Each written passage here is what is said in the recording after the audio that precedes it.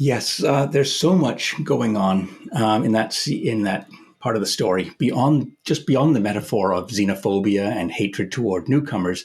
Even when those newcomers are willing and able to do the kind of hard work that the more privileged people are unwilling to perform. But beyond that, there are so many human themes that the book explores.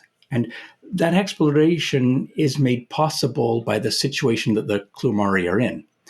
First, they've seen all the positive aspects of humanity when Sam Buchanan shares the knowledge of humanity with the Klumari. Then they are abducted and exposed to the absolute worst aspects of humans.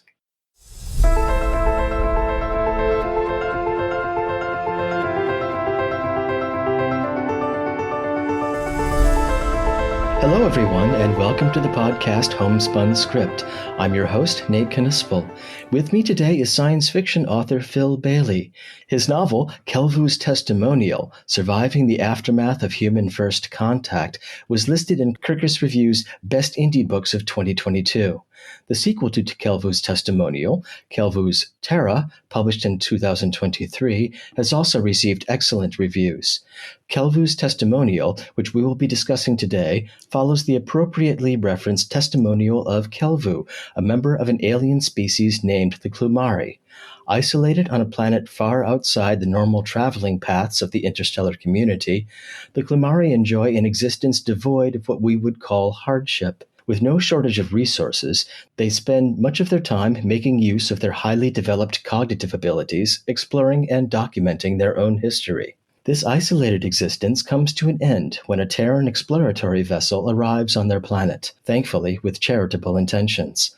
The intermediary of this contingent, Sam, befriends Kelvoo, one of the Klumari. Upon his departure, Sam warns Kelvoo that, while unlikely, other humans may visit the planet who have less than benign intentions.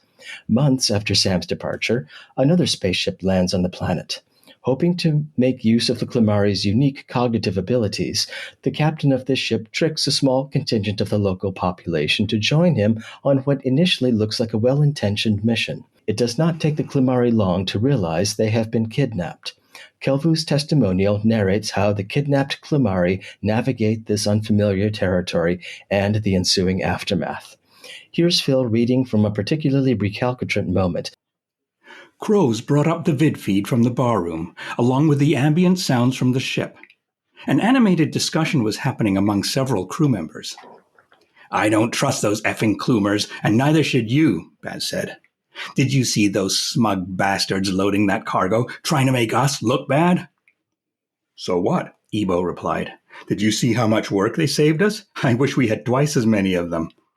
"Of course you do. That's their plan. They work for almost no pay. They use their freakish mutant skills to outperform us, and the next thing you know, we're gone." "What do you mean gone?" Spaggy asked. "Think about it, Spag. Did you see Scully praising those parasites? Practically tripping over himself to kiss their alien backsides? First, they make us look weak and lazy, and then they worm their way into the minds of the people in power. Think about it, all of you. If you're the captain, why would you bother with humans anymore? Just hire a bunch of low-wage Klumer freaks instead and keep all the profits for yourself." "Look, we don't want to make any trouble with the captain," Snowy said. "When this mission's over, I'm going to retire a rich, rich man. So what if more Klumari end up on dangerous missions? No skin off my lily-white nose. Come to think of it, maybe I'll want to hire a bunch of them to take care of my manicured property and pool. Maybe they could clean my mansion, cook my meals, and serve fancy little appetizers at my lavish parties. Yeah, I can see it now." "That's exactly what I'm talking about," Baz said. "This is just the beginning. First, they weasel their way onto this ship. Then the captain tells all the other captains how much better they are. Then they get jobs on Perdition and Exile, and then before you know it, humans are the minority on our planet. These bastards are evil, and they're out to replace us. These aliens are going to sneak up on us, and the next thing you know, we'll be replaced." "You know, he might have a point," Wanky said. Tank nodded in agreement. "What do you think we should do?" Tank asked. "I haven't figured that out yet," Baz replied. "We still have a while before the end of this mission. One thing's for sure, we need to get rid of them before we head back home. Tank and Wanky seemed convinced by Baz's assertions, but Ebo and Snowy looked skeptical. We couldn't tell which way the other crew in the barroom were leaning. As the gathering split up for the night, Baz left the group with the following words. Think about it, fellas. Let it sink in. We can talk more about it later. We were all shocked. None of us could have foreseen that our exemplary service could backfire and turn our human crewmates against us. Any optimism we had after Friendship Colony evaporated. We had studied enough human history to know what xenophobia looked like and where it inevitably led. We had to find a way out, and gaining control of the vessel seemed like our best option. As I settled in for the first shift of meditation, the germ of an idea started to form in my mind. In my meditative state, I analyzed my idea and ran various scenarios. My idea would be risky, but the risks presented by the hatred from some of the crew would become much greater over time. At 0800, we consumed our morning meal, and then I asked the others to gather around. I have plans that could help us gain control of this ship, I said. Crows, when we talked about ways to access the captain's quarters, we talked about the ventilation ducts.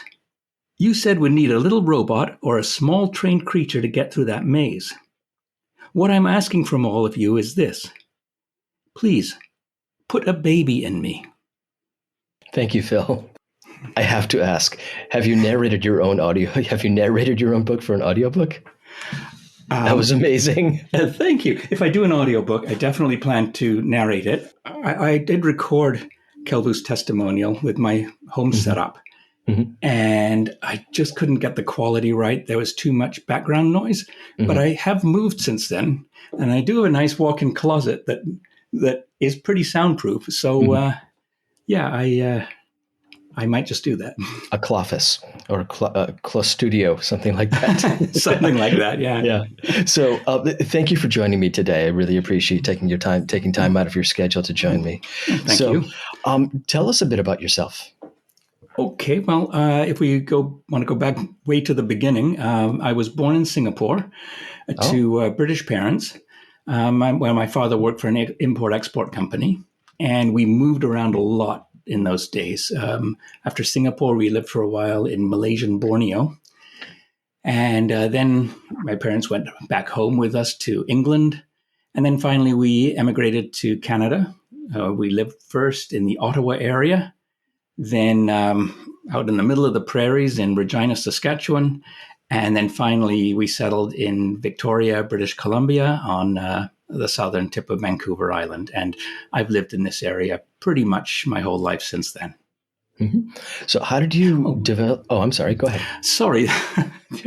I was just going to say I'm a self-employed software developer in my day job, though I'm planning to transition to full-time writing at the end of this year.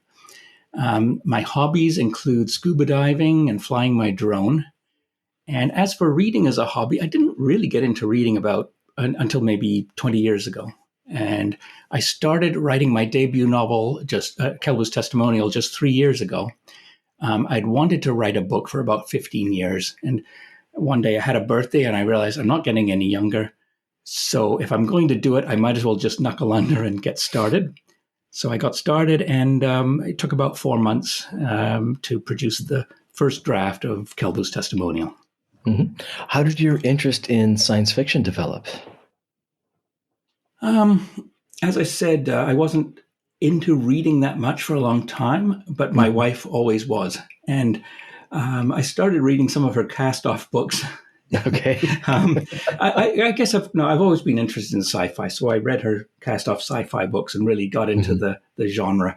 But I don't know, space exploration has been interesting to me since I was a kid. And I originally wanted to be an astronaut with the thought that by the time, the year 2000 rolled along, we'd all be taking vacations on the moon and there'd be cities on Mars and,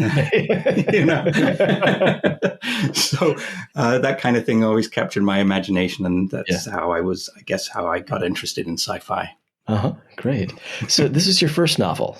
You mentioned that you decided, I better write a novel. I'm not getting any younger. Yeah. But how did the novel come to be? I mean, how did you develop your ideas for it? And what was your motivation for writing this kind of novel? Okay. Well, much of my software development work involved developing systems for First Nations self-government. So that let me work with a lot of Indigenous groups across Mm-hmm. Canada.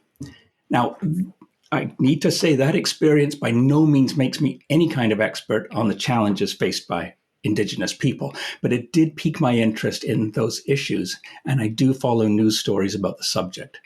So this originally made me want to write a fictional account of colonization from the Indigenous point of view, but I couldn't do that because as a non-Indigenous person, it's not my story to tell.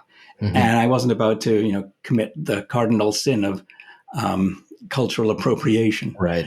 So I changed the setting to a different planet, with the first contact being between humans and an extraterrestrial species. And from there, the story evolved into Kelvoo's Testimonial. Mm. Okay.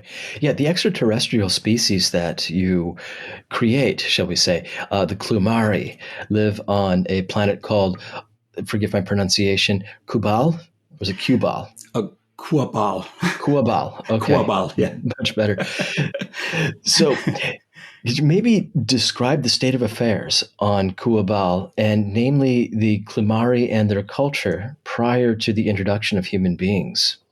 Okay, well, before the arrival of the humans, the Klumari lived a very simple and, from a human perspective, a rather boring Stone Age existence. Their planet is constantly shrouded in thick cloud cover, so no Klurmar had ever looked into a starry sky with a sense of wonder.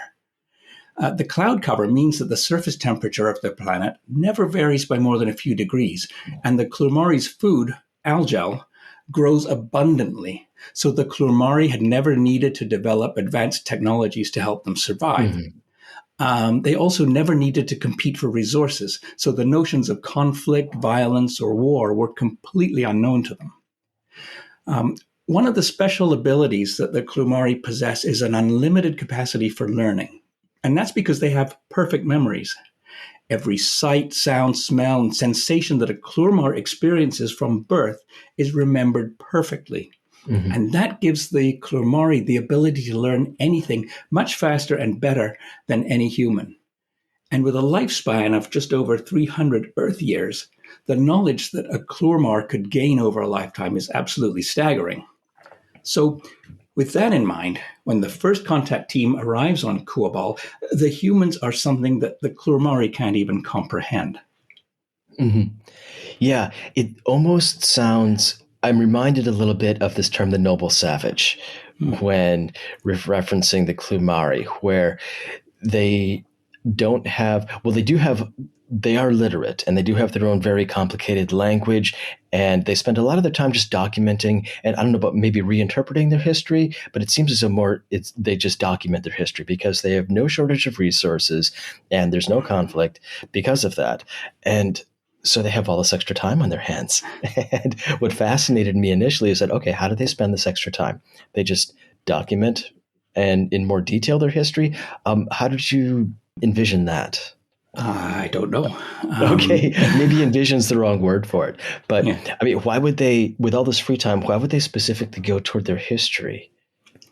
Well, they not so much their history, they just documented everything that happened Okay. Mm-hmm. on a day-to-day basis.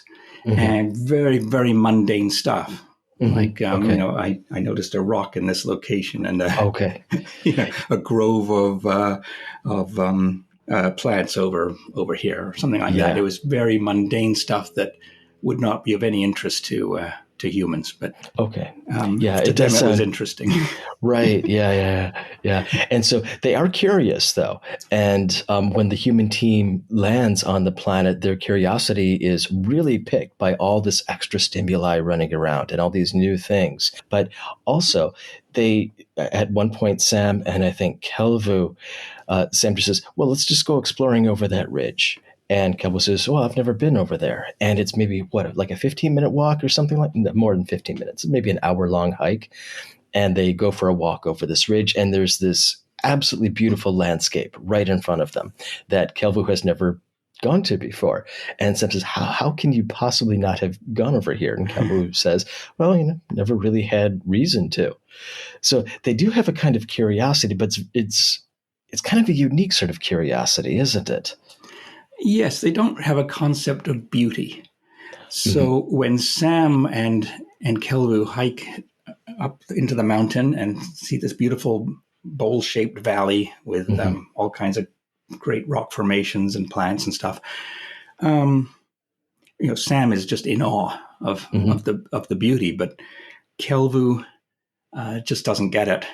It's just a lake and rocks and nothing special, because the Klumari at that stage of the story don't have an appreciation for beauty, partly because they've never seen real ugliness before. Oh, good. Okay, that I didn't think of. Okay, that makes sense then. Yeah. Kelvoo doesn't really seem interested in the landscape there. I think he says maybe, well, we never needed to go there because we have everything right in front of us here. And if we didn't need anything over there, well, we have all the food we need, we have the shelter that we need, and it just wasn't a requirement. No, it just didn't occur to Kelvoo or any of the Klumari. Yeah.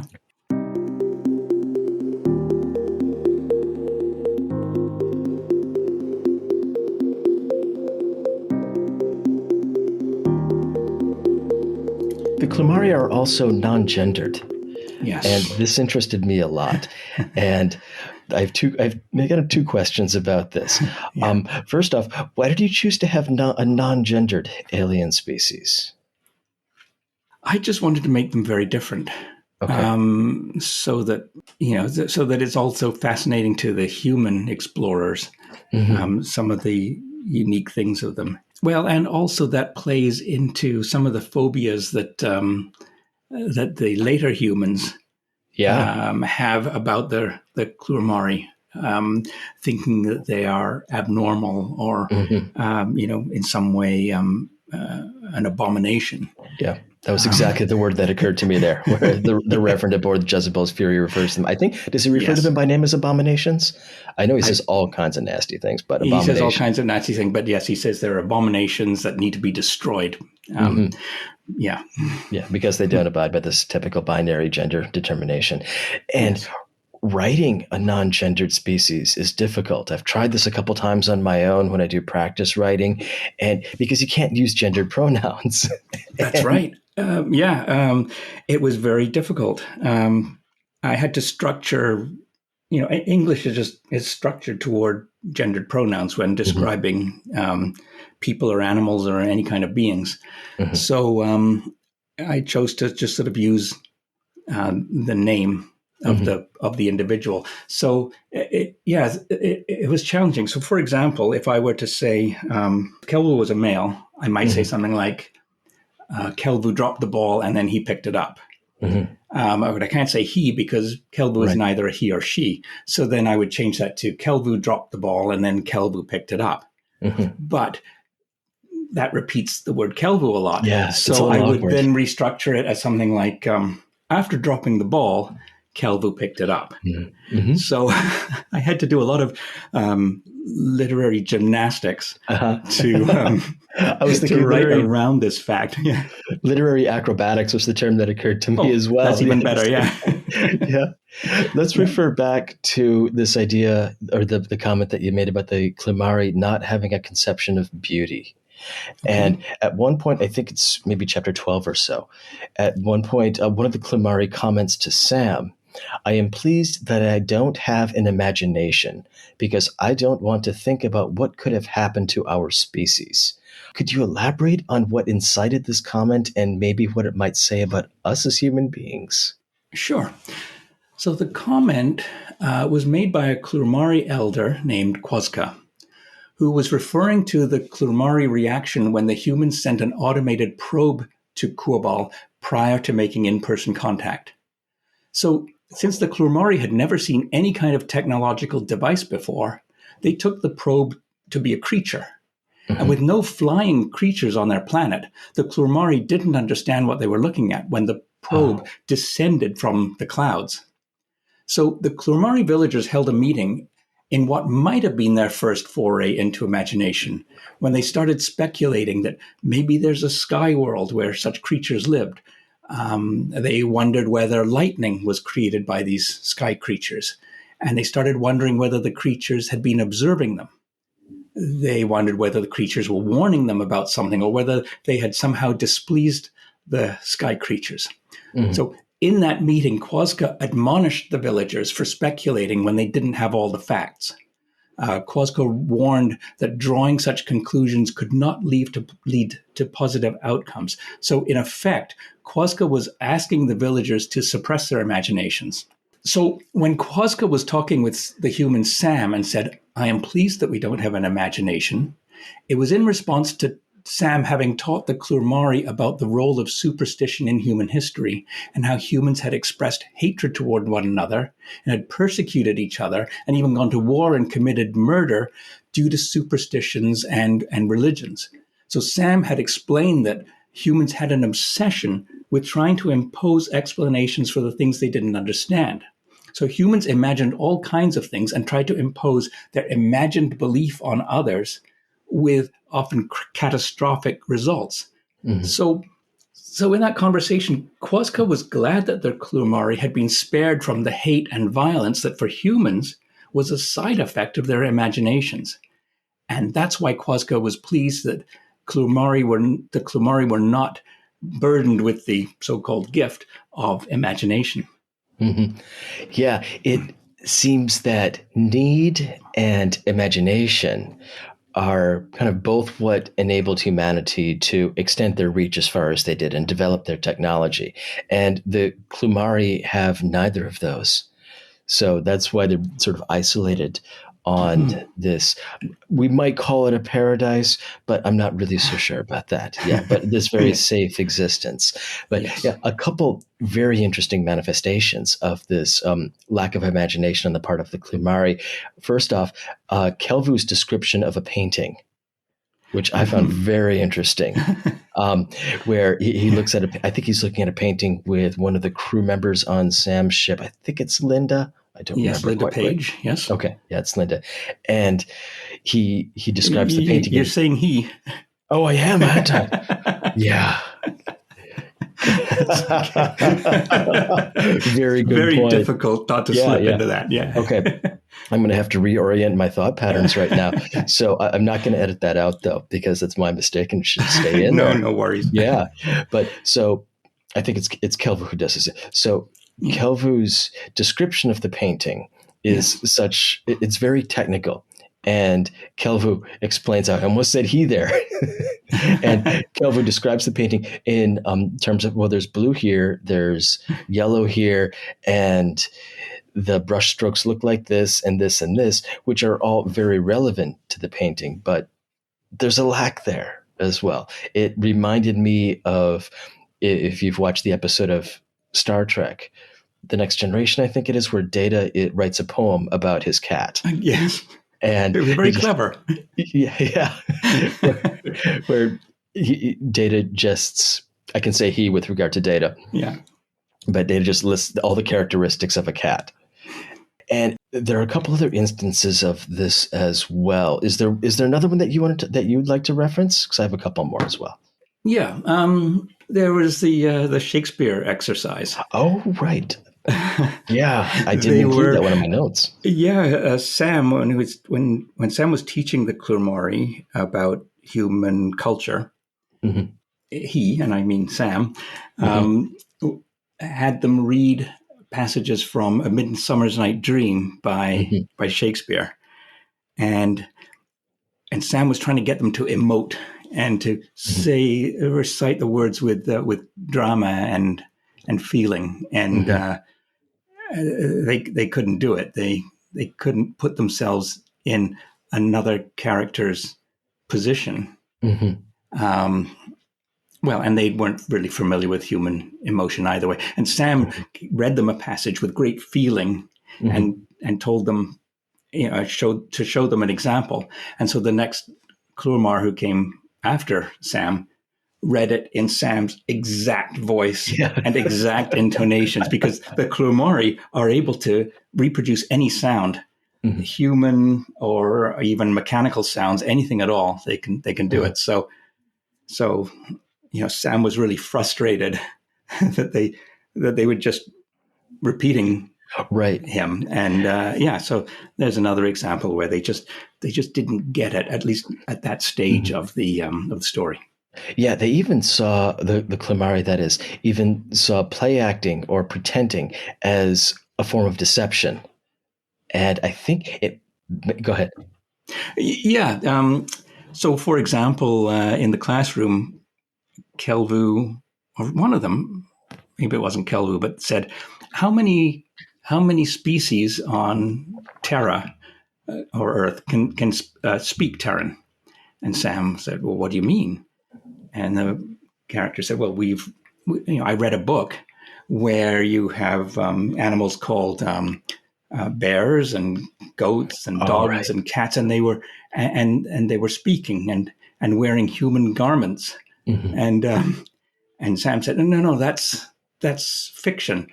Animals cannot really speak Terran.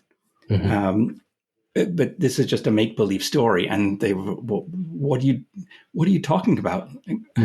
Why would there be a book that illustrates things that don't exist? Right. It's a flagrant misrepresentation of reality. Yeah, misrepresentation. Why in the world would you do that? Yeah.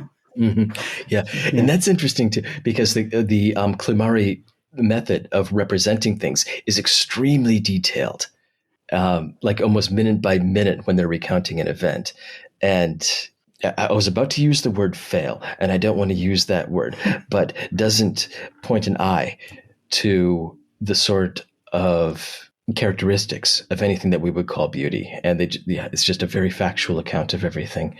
Yes. So let's go back to this. The other example of that I was thinking of was the Clymari rendition of the 1812 overture, where it's due to their very specific and highly developed vocal capabilities, they could reproduce the entire work of the entire piece of music almost perfectly.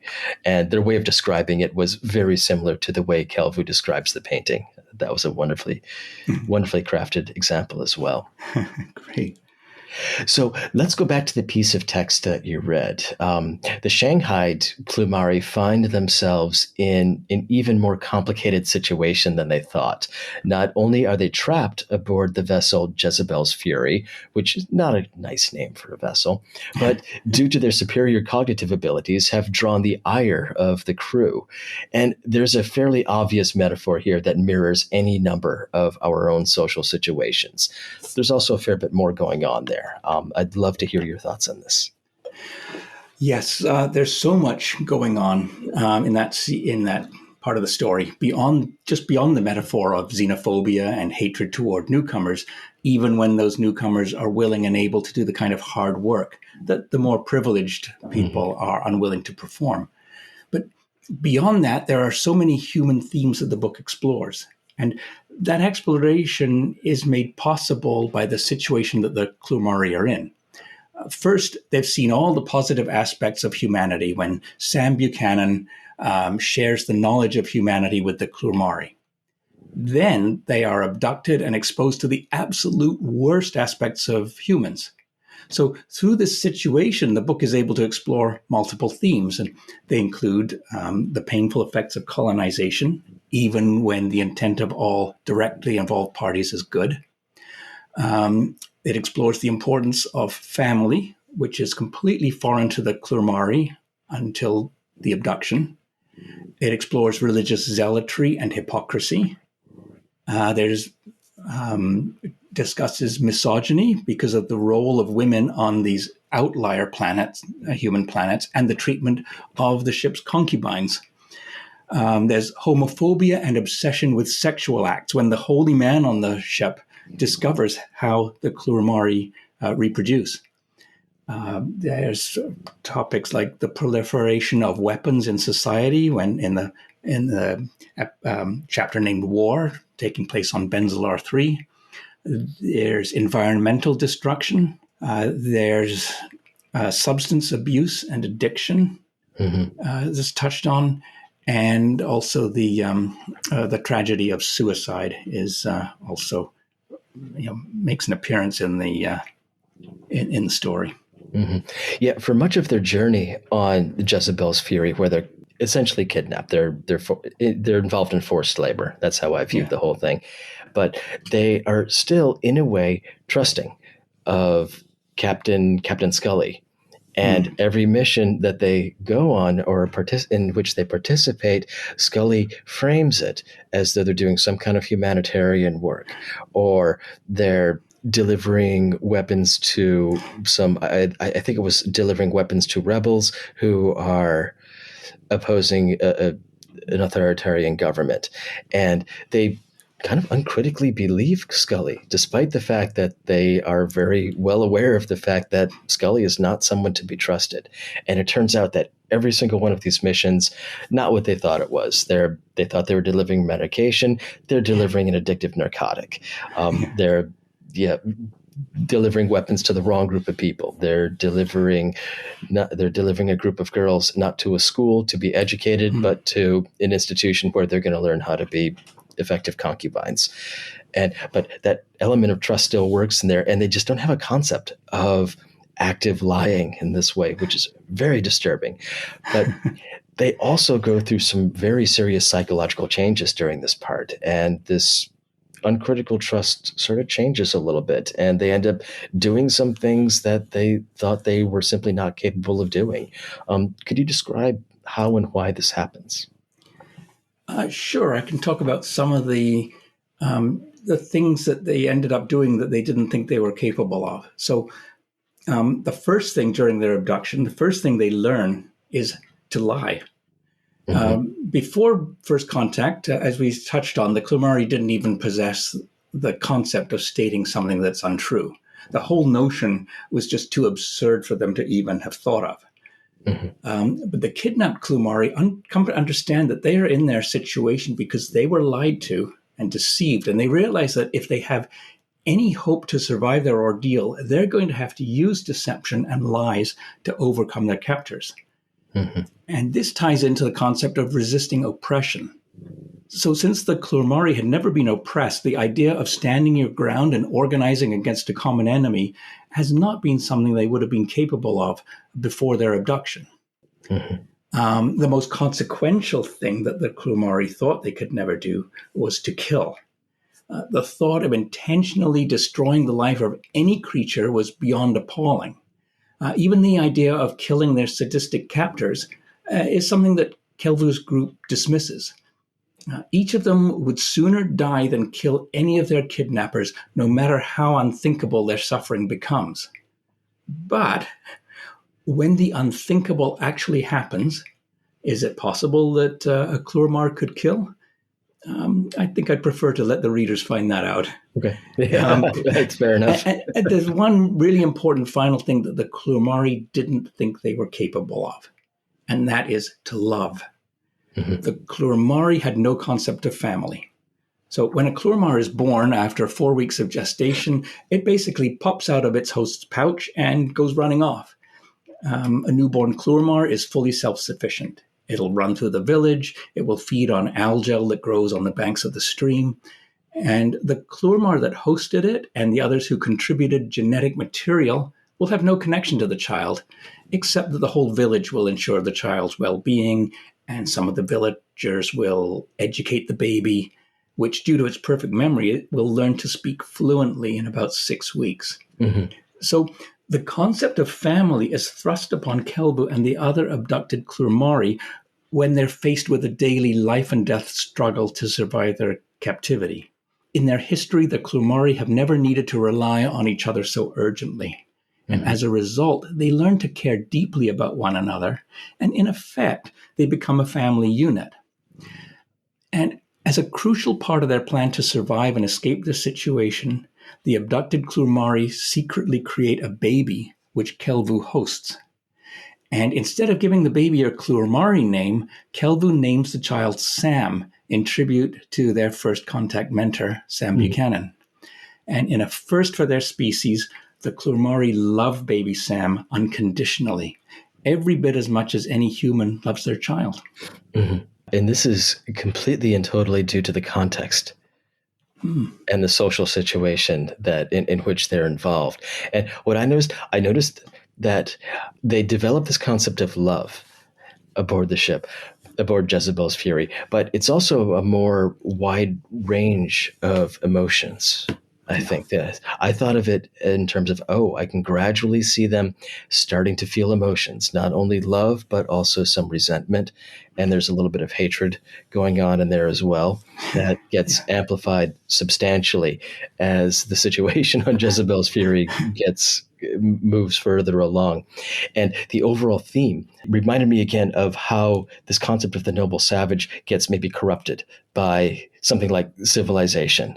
And you get positive sides of civilization, which we might look at a little bit later, and also absolutely the negative side of the civilization aboard Jezebel's Fury, which I thought was a very interesting way of doing things.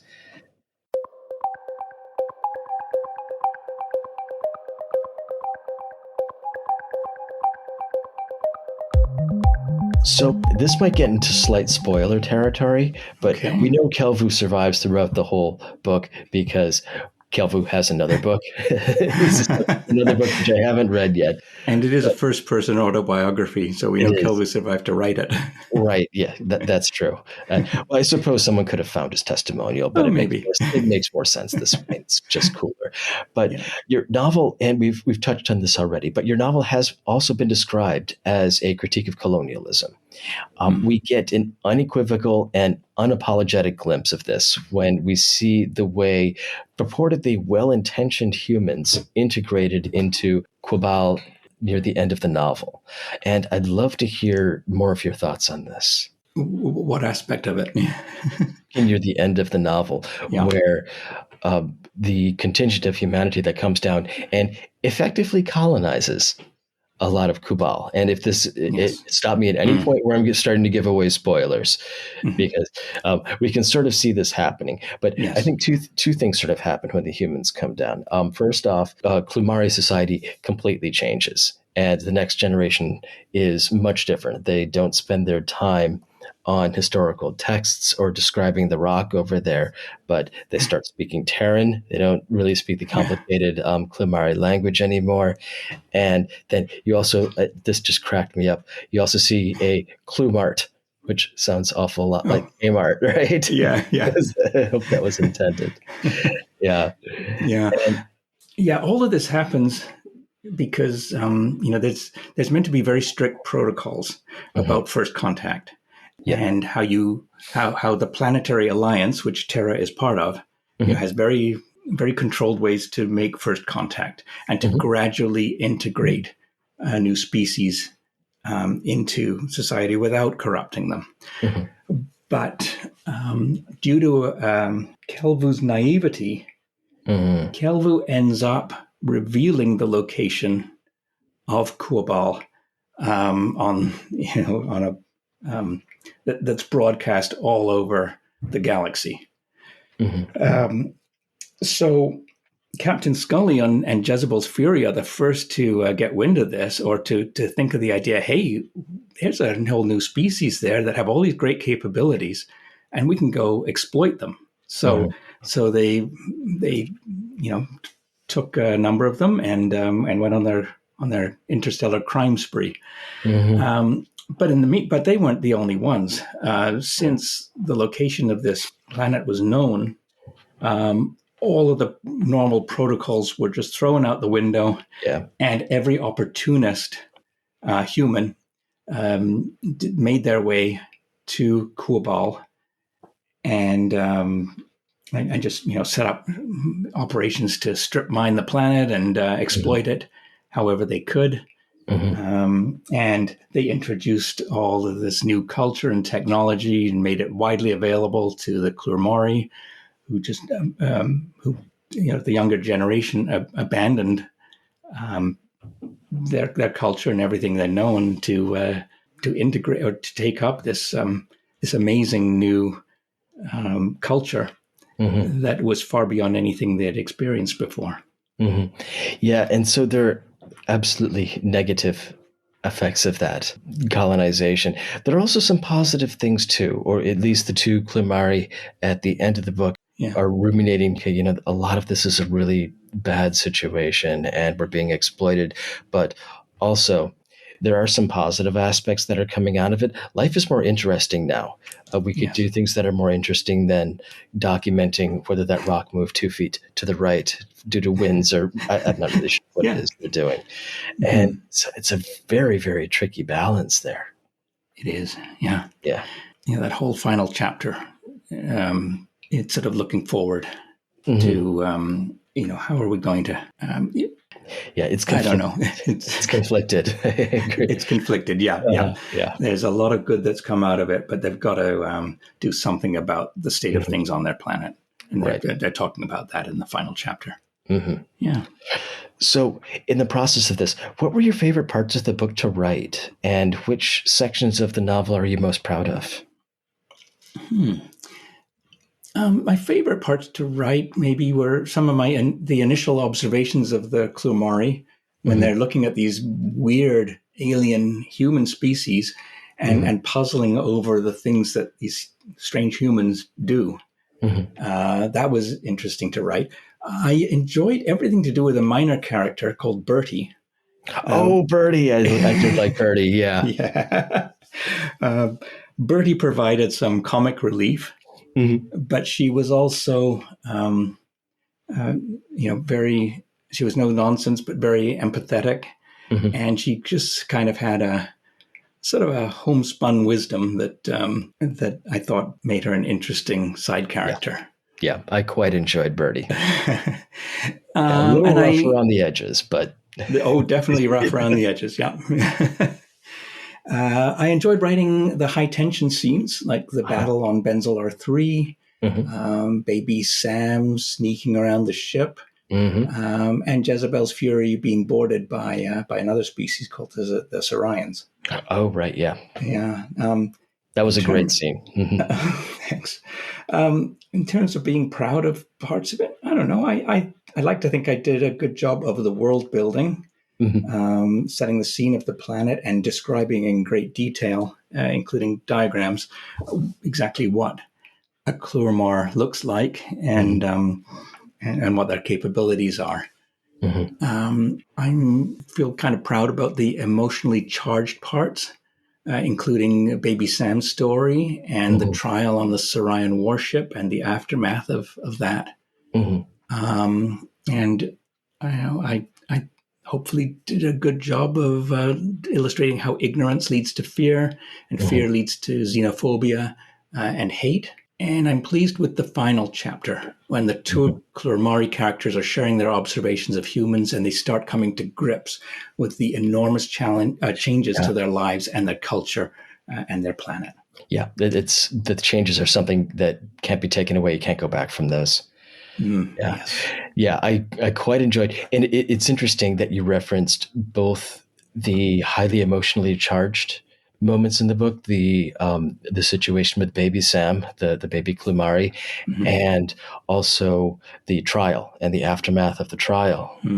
And it's interesting because the most emotionally charged sections of the book have the Klumari as the central characters who are experiencing that emotion, who initially had no idea what emotion was and didn't quite understand it. So that evolved, the evolution of that I thought was quite interesting. There are a couple isolated sections, maybe out of context, that I thought were quite funny. One, very early on, Kelvoo is talking to, I think it's Linda Page, and he inadvertently brings up a very complicated and unfortunate memory for Linda, and does so very bluntly and matter-of-factly, and Linda does not respond well because, Kelvoo's engaging in what would be a social faux pas. And he obviously had all the best of intentions, but didn't quite play that one out very well. And Linda bursts into tears and runs out of the room. And, not bursts into tears, but she gets emotional and says, I got to be out of here. I'm not happy with you. And then Kelvoo asks Sam, I committed a faux pas. What do I do? And Sam says, well, you have to say you're sorry and make a peace offering. And Yes. Kelvoo's way of making a peace offering is grabbing a sausage and offering a sausage to Linda Page, which is really quite funny. And Linda fortunately realizes the hilarity of the situation. So, okay, yeah, that's all good. It's very funny. Yeah, he grabs the sausage off Sam's plate too. Sam was going to eat that sausage. That's one thing you don't do. You don't grab a guy's. I was going to say grab a guy's sausage, and that doesn't quite. But yeah, I hope everyone understands the context of that. Yes. So, I mentioned a second book in the series, Kelvoo's Terra. Yes. You also have a third book in the series on the way, Kelvoo's Teachings. Yes. And maybe without giving away too much, what can we expect in these two? All right. So I released Kelvoo's Terra last October, and that story starts 7 years after Kelvoo's return to Kuobal at the end of Kelvoo's Testimonial. There were two minor characters in Kelvoo's Testimonial. There was May, who was 4 years old when Kelvoo met her, and her sister Brenna, who was 10. And they were aboard the ship when Kelvoo and the other Klumari were abducted. And like most of the adult humans on the ship, the girls were illiterate. And teaching the girls how to read was one of the tasks assigned to Kelvoo's group during their captivity. So in Kelvoo's Terra, Brenna and May are now, May is 11 years old and Brenna is 17. And they've both ended up in the care of Kelvoo. Oh, okay. So Kelvoo's Testimonial is, of course, Kelvoo's autobiographical account of Kelvoo's encounters with humans. So when we skip ahead 7 years to Kelvoo's Terra, Kelvoo's Testimonial has been released to the public and has garnered fame across all the planets in the Planetary Alliance, including including Terra. So Kelvoo's Testimonial has had an effect that it's brought about great reforms on Terra and many changes to Terran society. And overall, the humans of Terra love Kelvoo, and they want Kelvoo to move there. But Kelvoo hasn't really fully recovered from the trauma of being abducted. But the girls, May and Brenna, want to move to Terra. They've never seen the human homeworld, and to them, Terra is like a legendary place of wonders. So they help convince Kelvoo to move to Terra, where all three of them are welcomed with open arms, and they start living a wonderful life. But there is an undercurrent of discontent among some of the Terran humans who do not like the reforms that Kelvoo's book has brought about, and they certainly don't like aliens immigrating to Terra. Oh. So for them, Kelvoo's immigration is the final straw that sends them over the edge. So Kelvoo's arrival leads to the formation of a radical anti-immigrant movement, which stages a violent coup and civil war with extraterrestrial citizens of Terra being attacked and rounded up. The lucky ones get deported, but millions of others are imprisoned, tortured, and murdered. And Kelvoo is declared public enemy number one and is ruthlessly hunted while at the same time trying to protect May and Brenna. So Kelvoo's Terra is about Kelvoo's fight to survive life on Terra and protect the beings that Kelvoo loves. And then Kelvoo's Teachings is my current work in progress, and it's the third book in the Kelvoo trilogy. And it starts about 55 years after the second book ends. So the best way for me to describe Kelvoo's Teachings would be to read the synopsis that is going to be printed on the back cover. And I can read to you what I have so far for that. Great. All right. So peace has returned to Kelvoo's life and to the human homeworld. Ashamed of their violent history, the humans of Terra have isolated themselves for decades. Deeply regretful of their past treatment of extraterrestrials, a Terran cult has emerged that worships Kelvoo as a godlike figure. A long-anticipated planetary alignment affecting Kelvoo's world is viewed by the Terrans as a sign of Kelvoo's return to save humanity from itself. So to fulfill their prophecy, the cult leaders abduct Kelvoo, which is kind of like history repeating itself. Yeah, it does sound that way. Only to learn, though, that their savior wants nothing to do with the madness of their religious fervor. The Planetary Alliance demands Kelvoo's immediate return, but they get bogged down by their own regulations and bureaucracy. So as unrest on Terra reaches a boiling point, Kelvoo's life is in increasing danger. And that prompts Kelvoo's now elderly foster daughters, Brenna and May, to take matters into their own hands, with their perilous rescue mission leaving Kelvoo with a dire choice that may require the ultimate sacrifice. So, as the final book in the Kelvoo's Chronicles trilogy, Kelvoo's teachings explores the uniquely human madness of fanaticism. So that's the blurb that'll be on the back of the book. And at this stage, I've written the full manuscript of Kelvoo's teachings.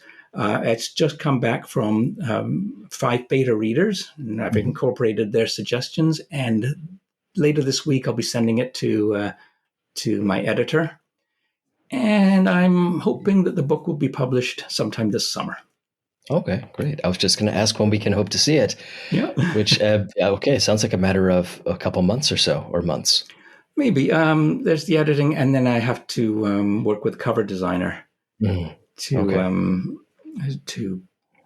design that and build the files I need. Yeah. Yeah. The covers I did see the cover for Kelvoo's Terra, but I haven't read it yet. And are you using the same cover designer for all the books, or have you switched around a bit?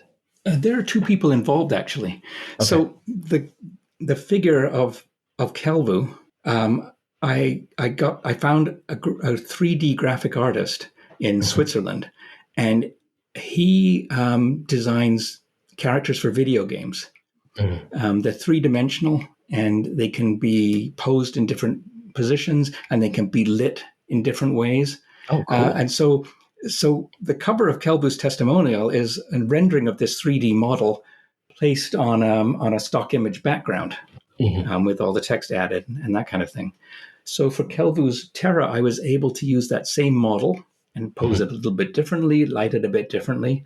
And the human figures on the cover, which are May and Brenna, a little bit older than Kelvoo's Testimonial, those are also 3D images of humans. Okay. Cool. Yeah. So yes. So I'm going to be using that same artist to reuse Kelvoo again on the next book, and the same cover designer who then places that image on the cover.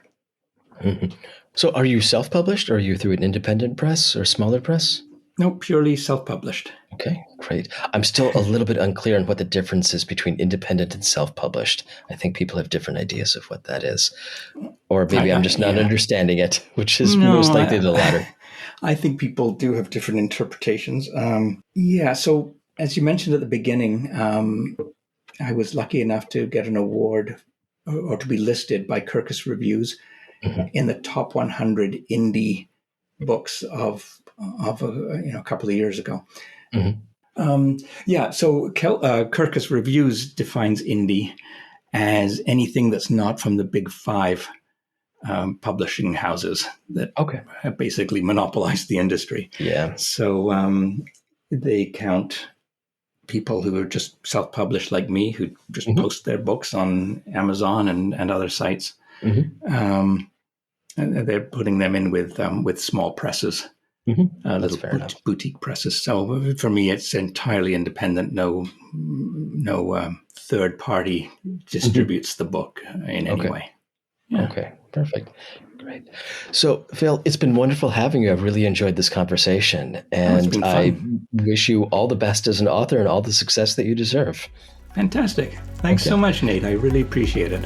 Okay, and that is going to conclude it for us today. Thank you once again.